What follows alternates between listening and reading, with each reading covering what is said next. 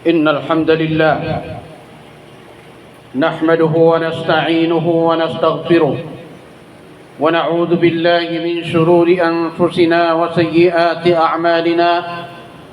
من يهد الله فلا مضل له ومن يضلل فلا هادي له. أشهد أن لا إله إلا الله وحده لا شريك له وأشهد أن محمدا عبده ورسوله. يا أيها الذين آمنوا اتقوا الله حق تقاته ولا تموتن إلا وأنتم مسلمون. يا أيها الناس اتقوا ربكم الذي خلقكم من نفس واحدة وخلق منها زوجها وبث منهما رجالا كثيرا ونساء واتقوا الله الذي تساءلون به والأرحام إن الله كان عليكم رقيبا. يا أيها الذين آمنوا اتقوا الله ولتنظر نفس ما قدمت لغد واتقوا الله إن الله خبير بما تعملون. ثم أما بعد فإن أصدق الحديث كلام الله وخير الهدي هدي محمد صلى الله عليه وسلم وشر الأمور محدثاتها وكل محدثة بدعة وكل بدعة ضلالة وكل ضلالة في النار أو كما قال صلى الله عليه وسلم. Mga alipin ng Allah subhanahu wa ta'ala, tunay na ang pinakamainam na pagsamba sa Allah subhanahu wa ta'ala at pinakamainam sa mga gawain na ikalulugod ng Allah subhanahu wa ta'ala ay ang kagandahang asal. Ito ay ipinag-utos ng Allah at ito rin ay isinabuhay ng ating mahal na propeta sallallahu alaihi wasallam. Sinabi ng Allah subhanahu wa ta'ala bilang papuri sa kanyang propeta na si Muhammad sallallahu alaihi wasallam, wa innaka la'ala khuluqin azim. Tunay na ikaw ay nagtataglay ng kabutihang asal. Ang propeta sallallahu alaihi wasallam ay huwaran sa kabutihang asal, kagandahang asal, dahil ito ay magdudulot ng pagkakapatiran, magdudulot ng pagkakaisa, lalong-lalo na sa ating pananampalataya. Magdudulot ito ng pagbuhay ng pagmamahalan sa pagitan natin, mga alipin ng Allah subhanahu wa ta'ala. Kaya mga alipin ng Allah subhanahu wa ta'ala, ang kabutihang asal ang pinakamabigat na timbang sa timbangan ng mananampalataya. Sinabi ng propeta sallallahu alaihi wasallam, "Ma shay'un athqalu fi mizanil mu'min yawm al-qiyamah min khuluqin hasan wa inna Allah la yubghidul fahishal badi." Walang bagay na pinakamabigat sa timbangan ng mananampalataya sa araw ng pagkabuhay muli na mas hihigit sa kagandahang asal.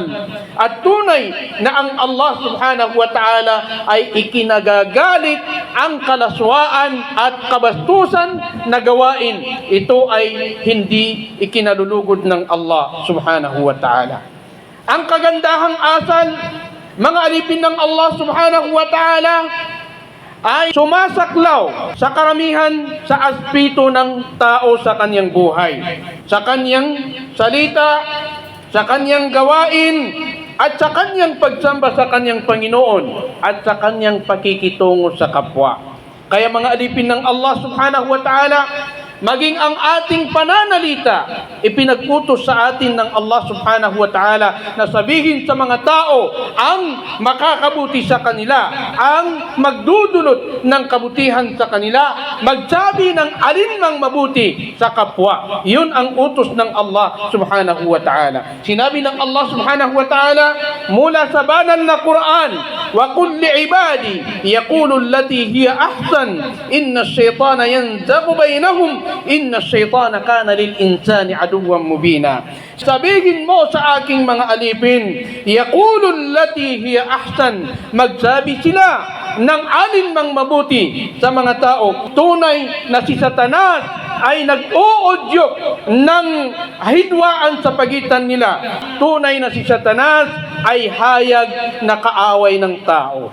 Kaya mga alipin ng Allah subhanahu wa ta'ala, kinakailangan natin taglayin ang kabutihang asal, ang mabuting pag-uugali, mabuting pakikitungo sa kapwa, pakikitungo sa mga tao, dahil ito ay itinaglay ng ating mahal na propeta sallallahu alaihi wasallam sa kanyang panahon. Kaya mga alipin ng Allah subhanahu wa ta'ala, ipinag-utos sa atin ito ng Allah, at kabilang din sa sinabi ng Allah subhanahu wa ta'ala mula sa Quran, وَقُولُوا لِلنَّاسِ حُسْنًا, magsabi ng alinmang mabuti sa mga tao. Ito ang ipinag-utos sa atin ng Allah subhanahu wa ta'ala. At kabilang din ito sa mga payo ng ating mahal na propeta sallallahu alaihi wasallam sa kanyang mga sahaba. Sinabi ng propeta sallallahu alaihi wasallam, ittaqillaha haythuma kunt wa atbi'is sayyi'ata alhasanata tamhuha wa khaliqin nasa bi khuluqin hasan. Ang kinakausap ng propeta sallallahu alaihi wasallam ay si Mu'adh ibn Jabal at saka si Abu Dharr.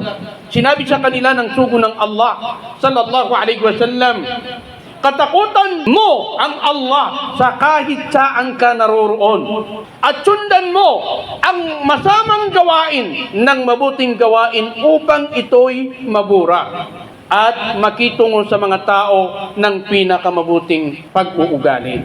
Tatlong karapatan ang ipinapahiwatig sa atin ng hadis na ito. Ang una ay ang karapatan ng Allah.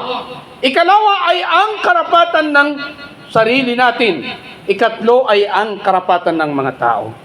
Ittaqillaha haythuma kunt. Katakutan mo ang Allah sa kahit saan ka naroroon. Ito ang karapatan ng Allah subhanahu wa ta'ala na dapat natin siyang katakutan. Dapat natin iwasan ang kanyang mga ipinagbawal dahil yun ay kabilang sa takot sa Allah subhanahu wa ta'ala. Karapatan sa atin ito ng Allah. Nakatakutan natin siya. Gawin natin ang mga utos sa atin ng Allah subhanahu wa ta'ala at iwasan natin ang mga ipinagbawal sa atin ng Allah subhanahu wa ta'ala. Ikalawa ay ang karapatan ng ating sarili. Wa atbi'is sayyi'ata alhasanata tamhuha. Sundan mo ang masama ng kabutihan upang ito'y mabura. Ibig sabihin, ang ating mga nagagawang masama ay dapat natin sundan ito ng mabubuting gawa upang ito'y mapawi. Sinabi ng Allah subhanahu wa ta'ala, innal hasanati yudhibna as-sayyi'at. Ang mga mabubuting gawa ay napapawi ang mga masasamang gawa. Kaya mga alipin ng Allah subhanahu wa ta'ala, kapag tayo ay nakagawa ng kasalanan, kinakailangan nating magbalik loob sa Allah. Kinakailangan nating magsisi upang hindi natin maranasan ang kaparusahan ng Allah subhanahu wa ta'ala sa mundong ito at pagdating natin sa kabilang buhay. Karapatan sa atin ito ng ating sarili. Sinabi ng Allah subhanahu wa ta'ala, ya ayyuhalladhina amanu qu anfusakum wa ahlikum nara.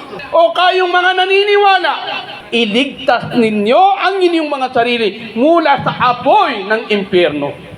Ipinag-utos sa atin ito ng Allah subhanahu wa ta'ala dahil ito ay karapatan sa atin ng ating mga sarili. Ikatlong karapatan mga alipin ng Allah subhanahu wa ta'ala, wa khaliqin nasa bi khuluqin hasan. Makitungo sa mga tao ng mabuting pag-uugali. Ibig sabihin, kung gusto mong pagandahin ng kapwa mo sa iyo ang kanyang pag-uugali, ay kinakailangan pagandahin mo rin ang iyong asal sa kanya. Makitungo sa mga tao ng mabuti upang sila ay makitungo sa atin ng mabuti. Yun ang utos sa atin ng ating mahal na propeta sallallahu alaihi wasallam. Kinakailangan sa atin ito mga alipin ng Allah subhanahu wa ta'ala. Ang propeta sallallahu alaihi wasallam ay huwaran natin sa ating pagsamba sa Allah, mabubuting gawa, pati na rin ang kagandahang asal ay huwaran din natin dito ang ating mahal na propeta sallallahu alaihi wasallam. بارك الله لي ولكم في القرآن العظيم ونفعني وإياكم بما فيه من الآيات والذكر الحكيم. أقول ما سمعتم وأستغفر الله لي ولكم ولكافة المسلمين من كل ذنب فاستغفروه إنه هو الغفور الرحيم. الحمد لله وبه نستعين وعليه نتوكل. أشهد أن لا إله إلا الله وحده لا شريك له وأشهد أن محمدًا عبده ورسوله.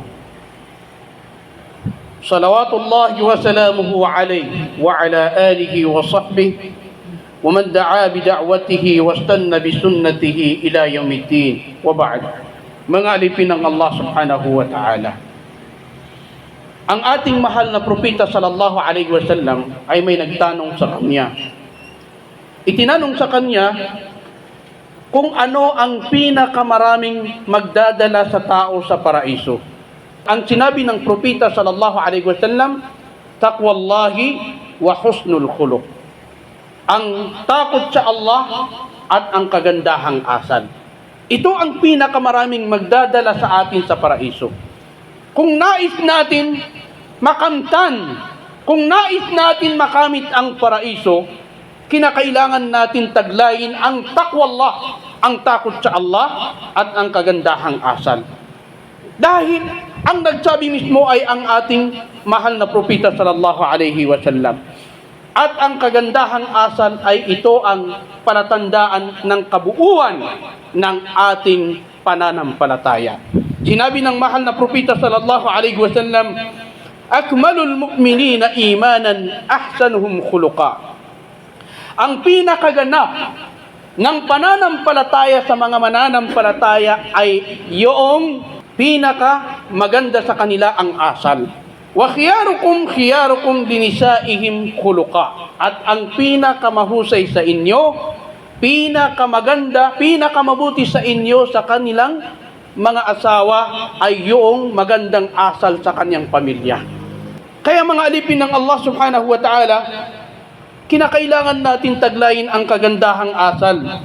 Dahil kabilang ito sa mga gawain na kung saan maaabot natin ang gantimpala ng mga taong nag-aayuno, mga taong nagsasagawa ng pagsamba sa gabi sa pamamagitan ng mabuting pag-uugali. Sinabi ng propeta sallallahu alaihi wasallam, innal mu'mina la yudriku bi husni khuluqihi darajata as-saimi al-qa'im. Sa pamamagitan ng kagandahang asal, tunay na ang mananampalataya ay maaabutan ang antas ng taong nag-aayuno at ng taong gumagawa ng pagsamba sa gabi o gumagawa ng pagdarasal sa gabi. Kaya mga alipin ng Allah subhanahu wa ta'ala, hinihiling natin sa Allah subhanahu wa ta'ala na mapabilang tayo sa mga taong ipinagkaloob sa kanila ng Allah subhanahu wa ta'ala ang katangian ng kagandahang asal. Wa qala rabbukum ud'uni astajib lakum, amin ya rabbal alamin. Allahumma ighfir lana dhunubana wa dhunuba abaina wa ummahatina wa usratina ولجميع المؤمنين والمؤمنات والمسلمين والمسلمات الأحياء منهم والأموات برحمتك يا أرحم الراحمين. اللهم أحسن عاقبتنا في الأمور كلها وأجرنا من خزي الدنيا وعذاب الآخرة. اللهم يا مقلب القلوب ثبت قلوبنا على دينك يا رب العالمين. وصل اللهم على حبيبنا محمد وعلى آله وصحبه أجمعين. وآخر دعوانا أن الحمد لله رب العالمين.